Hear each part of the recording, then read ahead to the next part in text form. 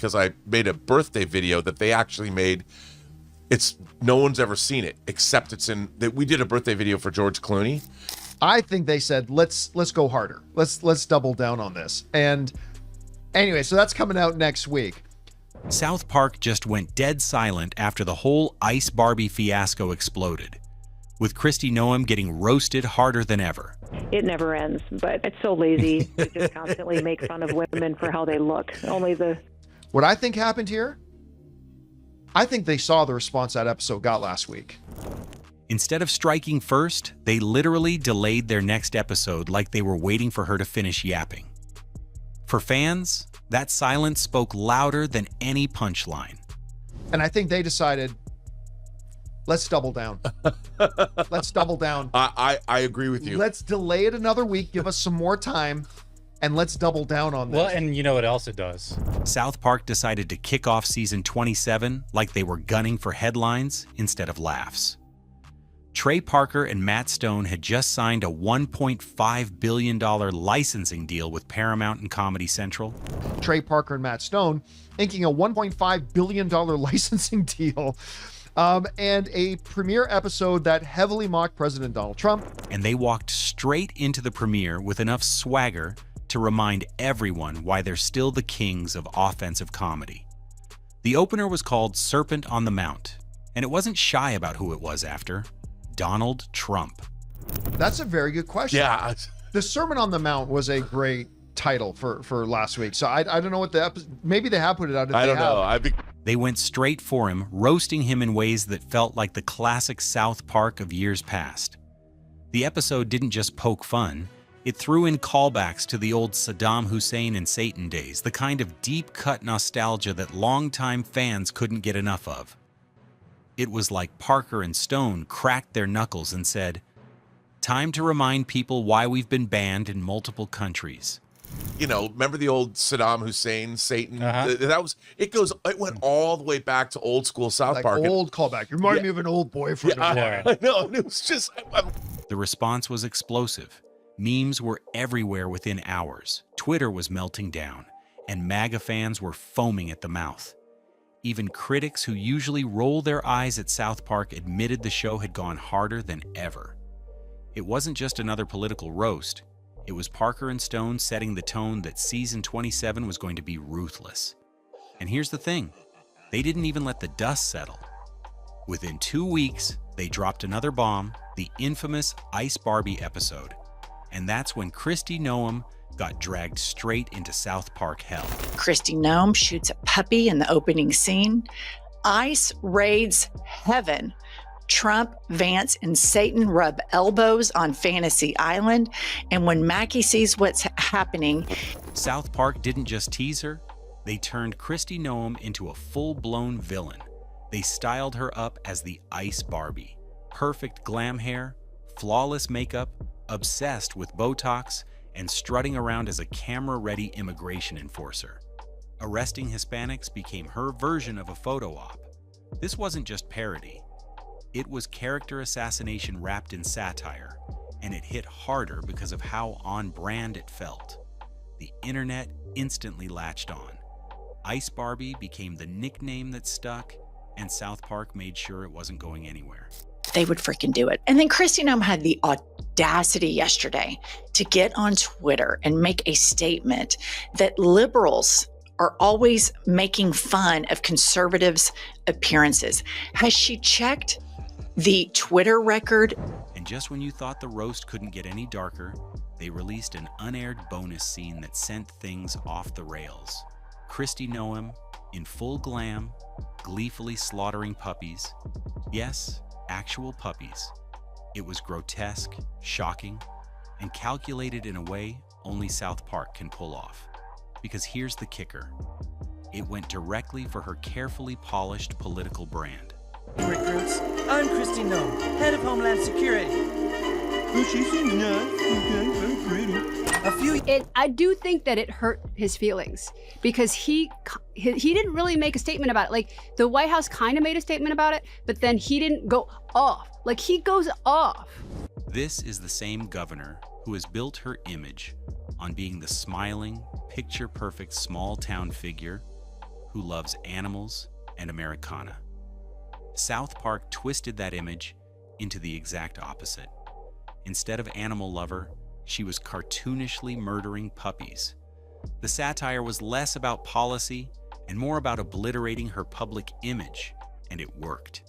That scene burned into people's heads and spread online like wildfire. When you get on the big stage, you're open to criticism and ridicule. And if you don't like that, then maybe you should have stayed in South Dakota and continued killing puppies, if that's your big thing to do. All right. So how did Christy react? Like you'd expect? Badly. She didn't brush it off. She didn't ignore it. She went straight into meltdown mode. She hit the media circuit calling the episode lazy and sexist, which, let's be honest, was the weakest possible comeback. This is the same political crowd that regularly mocks liberals for rainbow hair or body shapes, but when the mirror gets turned on them, suddenly it's sexism? Please. That wasn't outrage, it was damage control. Instead of addressing the fact that South Park went after her ICE policies and the staged photo ops, she flipped the script and tried to make it about her looks. Classic distraction tactic. It was the equivalent of getting dunked on in basketball and yelling at the ref about the color of the ball. This is your policy. Stand by it. This is what happens. You wanted a chair in the hot seat. This is what happens in a free society that you're trying to make unfree. When you get on the big stage. And then, just when it looked like the chaos couldn't get bigger, South Park pulled their next trick. Silence. After roasting Trump in the premiere and dismantling Kristi Noem in episode 2, the show suddenly started skipping weeks, 2 breaks in just 3 episodes. That's not normal for South Park. Fans who followed the show know that these guys have a history of producing episodes on insane schedules. Sometimes they literally start writing on a Tuesday and air the finished product by the next week. The 7-day turnaround has always been part of their legend. So when they suddenly stop, it doesn't feel like laziness. It feels like strategy. You know, Bruce Springsteen, like he goes off on Harvard, like he goes off on things and ideas that people who are against him, but he only sort of made one sort of remark about South Park, I think through the White House, and then never did. So I think he's actually pretty bent out of shape. And really, this wasn't incompetence. It was the ultimate hold my beer moment. South Park dropped a nuke with the Ice Barbie parody, and instead of following it up with something new, they let the outrage marinate. They gave Kristi Noem time to spiral, gave the puppy-killing clip time to go viral over and over, and left the media replaying those scenes without any fresh material to overwrite them. It was a pause that screamed calculation. Every day without a new episode kept the wounds fresh, kept the memes alive, and kept Kristi Noem flailing in the spotlight. To criticize my job, go ahead and do that, but clearly they can't. They just pick something petty like that. Now let's look at the fallout across MAGA world, because the tantrums were glorious. Kristi Noem obviously lost it, ranting about sexism, while pretending the puppy massacre scene didn't annihilate her brand. Trump, meanwhile, stayed weirdly quiet. Outside of a White House remark, the man who normally can't shut up had almost nothing to say, which is hilarious, considering episode 1 roasted him directly. Did a good job in there, soldier. Okay, thank you, Captain. I know it's tough doing what's hard, but we could use more men like you. Oh my God, fuck. What the fuck? Your Botox, Miss Nom? Oh yeah, fix me up. Another day doing what's tough. Either he's learned not to poke the bear, or even he realized Parker and Stone would double down if he opened his mouth. J.D. Vance didn't get off easy either. South Park turned him into Trump's baby oil servant on Fantasy Island, a humiliating caricature that showed just how spineless he looks orbiting Trump's world. Instead of ignoring it, he actually leaned in and said, "I finally made it." Buddy, you didn't make it. You got turned into the guy oiling up Satan for your boss. That's not a badge of honor. That's a meme that'll haunt you forever. J.D. Vance with a bottle of baby oil. And in this scene, Trump tells Vance to lube up Satan, okay? And J.D. Vance, your best play here would just be to ignore it. And South Park didn't stop at politicians. They went full blast at MAGA Christians too, with the unforgettable gag of ICE deporting brown people from heaven. The hypocrisy was so on the nose it hurt. Asking whether Jesus would actually deport people from paradise and having MAGA avatars nod yes, that's satire, cutting down to the bone. It exposed exactly how twisted that ideology is, while still being ridiculous enough to make you laugh.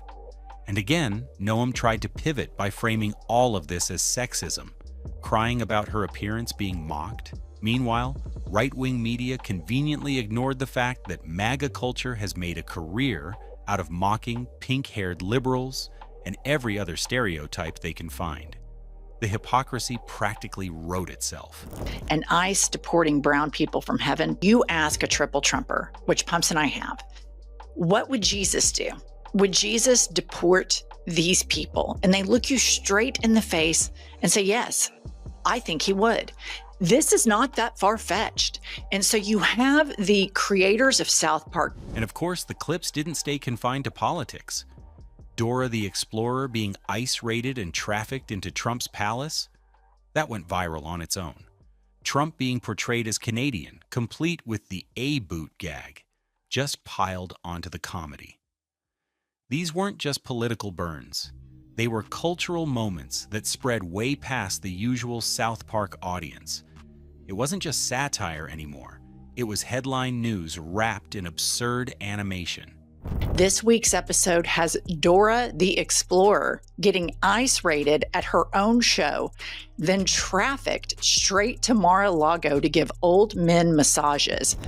Which brings us to the calculated silence, the real endgame here. By pausing episodes, South Park ensured the last image seared into everyone's mind was Kristi Noem gleefully butchering puppies. Not policy, not talking points, not debate clips, just pure, unforgettable villainy. The outrage didn't fade. It stretched into multi-week headlines. Trump, Noem, Vance. They were all trapped in South Park's narrative with no new distractions to shift the conversation. That's not cowardice. Especially now, there's never been a more absurd time to live in America, perhaps, than today. All you can do is look around and be bemused by all of it. I'm very much looking forward to next week's episode. That's strategy. Parker and Stone have thrived for 27 seasons by knowing exactly when to swing and when to pause. They've survived bans, lawsuits, and global outrage, and they're still here because they know how to control the cultural temperature. And now the stage is set for August 20th. Fans aren't just waiting for laughs anymore. They're waiting for revenge satire, and South Park has them right where they want them. So what do you think? Did South Park's silence make the roast hit even harder? Or are they just trolling us for laughs? Drop your thoughts in the comments, smash that subscribe button, and stick around because the next episode is going to be pure chaos.